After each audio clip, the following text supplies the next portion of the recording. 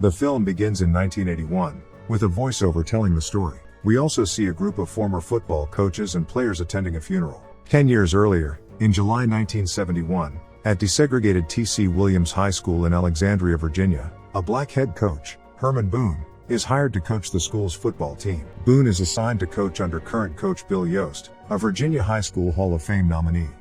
In an attempt to appease rising racial tensions and the fact that all other high schools are white only, Boone is offered the head coaching job. He refuses, believing it to be unfair to Yost, but relents after seeing what it means to the black community. Yost is then offered an assistant coaching position by the school board and initially refuses, but reconsiders after the white players, Jerry Bertier, who is the captain, Alan Bosley, and Ray Buds, threaten to leave the team if he does not participate.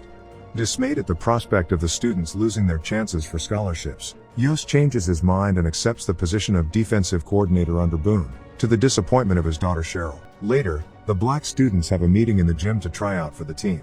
We meet Petey Jones, who jokes with his teammates about running over 1,000 yards. We also meet Julius Campbell, Jerry Rev Harris, and other black football players. Everyone laughs until Coach Boone arrives, walks up to Petey, who is happy, and asks him why he is smiling. The player replies that he is smiling because he enjoys playing football, but Boone, with a straight face, orders him to call him senior. From the very beginning, Coach Boone makes it clear that he is not there to joke. Just before, he asks the players to say their names and positions. Shortly after, a fat white student named Lastic shows up and expresses his excitement to be a part of the team. Boone then explains that they must dress appropriately. However, the meeting becomes tense when Yost and the white students interrupt. The coach then says that they are going to a camp and those who can stand the time there will be on the team. Everything is ready to go to the camp. The buses are about to leave, and the players' families are there to say goodbye. Just before boarding the buses, a white player, Captain Jerry Bertier, accompanied by his friend Ray Buds, rebukes Boone by saying that they already have a team. With an arrogant tone of voice and a menacing look,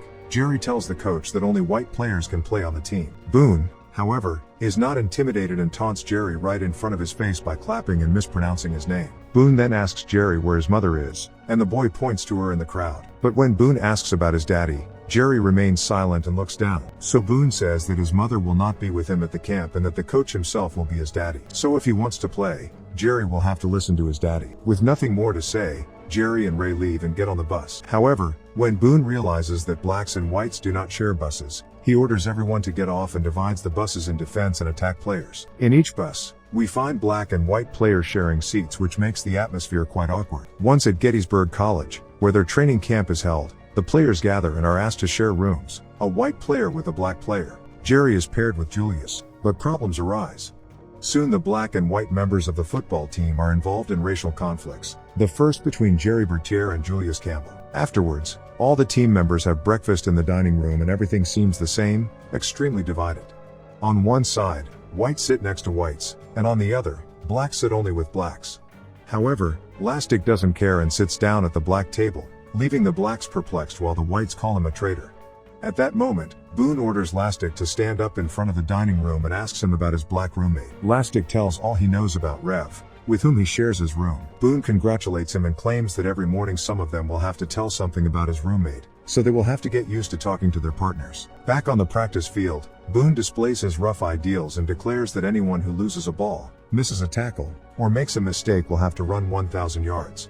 As the practice continues, the players continue to fight and harass each other. However, in order to stop the fighting, Coach Boone tells his players that every time they fight, they'll have to practice double. If it happens again, they'll have to practice triple, and so on. When Jerry realizes that the only way to avoid training so much time is to get along with his partner, he rudely asks Julius to tell him something about his life. To Jerry's surprise, Julius replies that he won't say anything if honesty is not on his priority list. Angrily, Jerry says he will be honest and tells Julius that he thinks he is nothing but a pure waste of God-given talent because he doesn't listen to anyone and doesn't even push when defending. Julius then replies that he has no reason to care about anyone there. He adds that if he is the captain, why doesn't he do his job and tell all the whites to block better when defending Reverend or any other black player. Julius mentions that he will make his own and nothing else. Jerry shakes his head and says that's the worst attitude he's ever heard. Julius finally replies that attitude reflects leadership. Looking at Julius, Jerry remains speechless, thinking about what his partner just said. Later, the rest of the couples become interested in getting to know their roommates. As the days pass, most of them eventually bond and form a harmonious group. Boone's vigorous coaching and rigorous athletic training also include an early morning run to the Gettysburg Cemetery. Once there, The coach explains that black and white youths killed each other there simply because of race. Through this motivational speech, the team begins to achieve racial harmony and success. One day, in the middle of training, a man named Colonel Bass shows up at the camp with his son Ronnie, a handsome white boy with long golden hair. As soon as he sees Ronnie, Jerry takes the opportunity to taunt him, calling the boy fruitcake. Coach Yost tells Jerry to shut up and sends him back to the field. The colonel explains to the coaches that he has just been transferred from California and that his son is a good quarterback. At that moment, Ronnie grabs a ball and throws it right into Jerry's back. This move impresses Yost and Boone, who accept him into the camp with one or two conditions. In the next scene, Ronnie looks at himself in a mirror in the locker room and his hair is shorter. Petey taunts Ronnie by calling him Sunshine, while the other blacks laugh at the new nickname. To everyone's surprise, Ronnie accepts the joke and gets along well with them. Then some of the players sing along and Ronnie, now Sunshine, approaches Jerry. The captain asks him what he wants, to which Sunshine replies by kissing him on the lips, just to annoy Jerry. As a result, Jerry starts a fist fight but can't hit Sunshine. When the training camp is over, the students are brought back to school, but instead of finding peace, they face an angry crowd holding signs that say "We hate busing." Although the football players have some sort of strong bond, the rest of the black and white students are disgusted by the situation. Jerry reunites with his girlfriend, Emma, who says with a grimace that they hate them, but Jerry tells her it is just a bad day. Then Julius shows up, shakes Jerry's hand, and says that the situation there is really crazy. Jerry then introduces Emma, but when Julius reaches out to shake her hand, the girl just shakes her head and walks away. Such is the disdain that Petey gets beaten up by a group of white students just for talking to a white girl, which leads to a bigger fight with blacks and whites punching each other. The fight is broken up by Julius and Jerry, who look at each other in shock as the fight ends. But the problems don't stop there, because after returning from the football camp, Boone is told by a member of the school board that if he loses even one game, he will be fired. As the season begins, the Titans win their first few games and gradually become a better team. As the season progresses, Boone and Yost try to get closer. The same happens with the players. Julius invites Jerry to play basketball, but his mother doesn't think it's a good idea. Later, we learn that Julius was sad because Jerry accepted the invitation but never showed up. We see that racial prejudice still has a strong influence on society. After a game, the team decides to go into town to celebrate. As they walk and sing, Jerry's girlfriend appears in a car with Ray and two other friends. She asks Jerry to join them, but he refuses, so Emma tells him to get his priorities straight. Ray insists, but Jerry decides to stay with the team. Then Sunshine suggests they go to a bar over there, but Petey and some of the black players tell him they will be kicked out. However, Sunshine insists and finally convinces two of the boys. When they get in, Sunshine asks for a table, but the owner says the bar is full, to which Sunshine replies that he can see some empty seats. So the bar owner says that he will decide who is welcome in his place and they leave. Once outside, Petey chides Sunshine for exposing her. Although it wasn't his intention, the black players were really offended, so black and white go their separate ways. Meanwhile, we see Yost's daughter spending time with Boone and his family at his house. They are watching TV in the living room when they hear someone yell "Hey Coach Boone," and suddenly a brick shatters a window. Boone immediately moves his family to a safe place and grabs a shotgun. He heads out of the house and when he gets to the front yard, he sees a car making a left turn at the corner. Fortunately, no one is hurt. After that, the Titans go through the season undefeated. They get better not only on the field but off the field as well. They win more than 7 games in a row and are one of the favorites to win the final. Thanks to their results in the games, they fight against racial prejudice and slowly gain the support of the community. At the same time, we see the friendship between Julius and Jerry grow, with Jerry's mom accepting it. In one of the last games of the season, star quarterback Jerry "Rev" Harris is tackled hard by a rival. Ray, who is supposed to be defending that area of the field, claims he didn't understand the play, but Jerry is a little suspicious. Unfortunately, Reverend is injured. He has broken his wrist, so he is replaced by Sunshine, who makes a smart move to avoid the player who injured Reverend. The Titans end up winning the game, but Jerry knows that Ray intentionally missed the block that led to Rev's injury. So he asks Boone for a private word and tells him that they need to remove Ray from the team. Boone says that he's the captain and if he thinks that's what's best for the team, then Jerry is the one to do it. We then see Jerry telling his best friend Ray that he has been removed because of his racism. Though the team is on track to win the season, they face a major problem. Just before the state semifinals, the school board president tells Yost that he will only be in the Hall of Fame if the Titans lose a game. Of course, this is because he wants Boone to be fired, just because of his race. Yost is really upset about the situation, but being in the Hall of Fame is what he has always wanted. During the game, it becomes clear that the referees are biased against the Titans. Boone, full of anger, argues with the referees, but they don't even listen or look at him. When Yost sees the chairman and other board members in the audience looking on with satisfaction, He realizes that they've rigged the game. Yost then warns the head official that he will go to the press and expose the scandal if the game is not officiated fairly. The umpire tells him that he made a mistake. Afterwards, Boone reassembles his team and Yost gives a motivational speech. He tells them that they have to go at their rivals with all their might and make sure that they never forget that they played against the Titans and that the rival team cannot advance a single yard. Inspired by Yost's words, the entire team takes the field, ready to destroy the other team.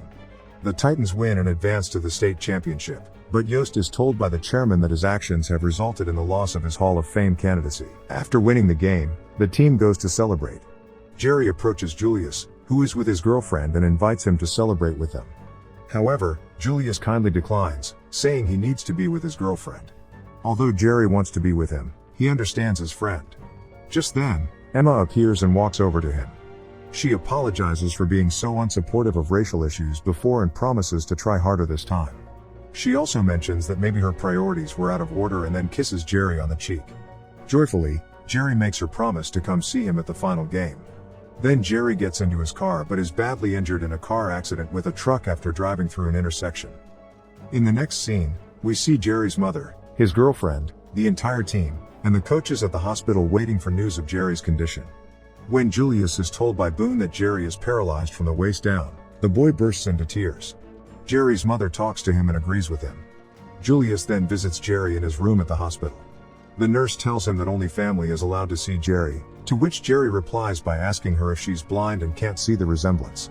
All these words are just to say that Julius is his brother.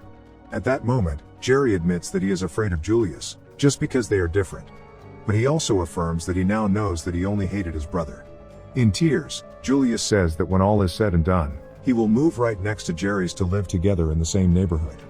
He adds that they will grow old and fat together, and there will be no black and white between them. Now in the game, we see Jerry's mom arrive at the stands and be greeted with warm applause in honor of her son, who is watching the game on TV in the hospital. Before the Titans make their popular entrance, Emma approaches the Titans. She greets Julius, but he admits not knowing her, so the girl introduces herself and reaches out to shake hands with Julius, who is delighted. Although their captain Jerry is unable to play, the team is determined to win the championship. The game is a challenging battle as the opposing team uses advanced lineups that are common in professional teams. After a while of blaming each other's tactics, Boone and Yost come up with a plan. They will play an aggressive defense that will cause the other team to lose control of the ball. Their plan works, and after a field goal, the scoreboard reads 7-3 in favor of the opposing team. With only a minute left in the game, the Titans need to take control of the ball. After a tackle, Petey recovered the ball, giving the Titans a chance to win the game.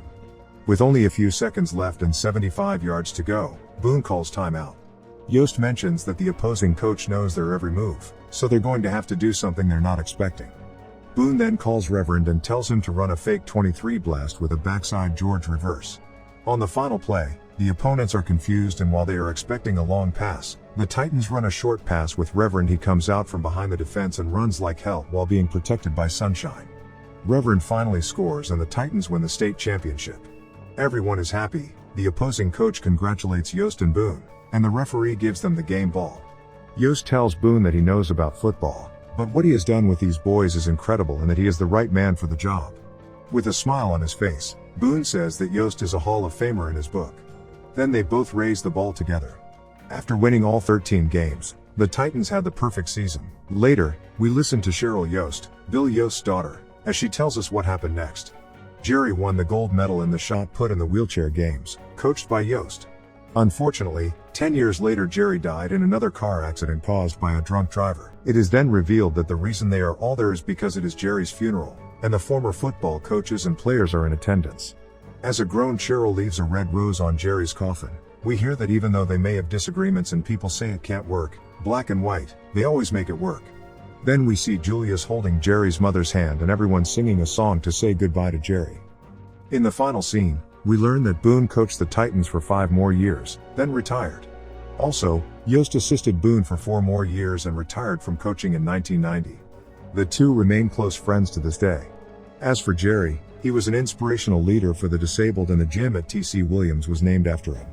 Julius was named to the 1971 All-American team. Julius and Jerry remained close friends until Jerry's death.